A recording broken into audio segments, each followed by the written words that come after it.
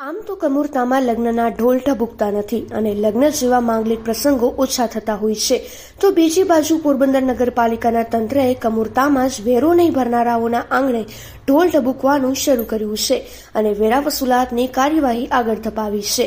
પોરબંદરમાં નગરપાલિકાના તંત્રને લાંબા સમયથી વેરા ભરવામાં અખાડા કરનારા આસામીઓ સામેની ઝુંબેશને કડક બનાવીને નગરપાલિકાના તંત્રએ હવે ઢોલ નગારા વગાડીને વેરા વસૂલ્યા છે, જેમાં ₹1.25 લાખ વેરો ઓન ધ સ્પોટ ભરાઈ ગયો હતો, જ્યારે કે ₹2,22,000 વેરો નહીં ભરવામાં આવતા મિલકતોને સીલ મારી દેવામાં આવી છે. પોરબંદર નગરપાલિકાના ચીફ ઓફિસર મનન ચતુર્વેદીની સૂચના અનુસાર હાઉસ ટેક્સ ઇન્સ્પેક્ટર વિપુલ ભટ્ટ અને તેમની ટીમે રેલવે સ્ટેશન રોડ પર 2 રેસિડેન્શિયલ અને રામ ગેસ્ટ હાઉસ પાસે એક કોમર્શિયલ મિલકતને સીલ કરી છે. પાલિકાને ચૂકવવાના વેરાના ₹2,20,000 બાકી હોવાથી મિલકત સીલ મારવાની કાર્યવાહી થઈ હતી. પોરબંદરના વસુંધરા કોમ્પ્લેક્સમાં આવેલા એક દુકાનનો ₹64,000 વેરો બાકી હતો, જે પાલિકાએ ઢોલ નગારા વગાડીને વસૂલ્યો હતો.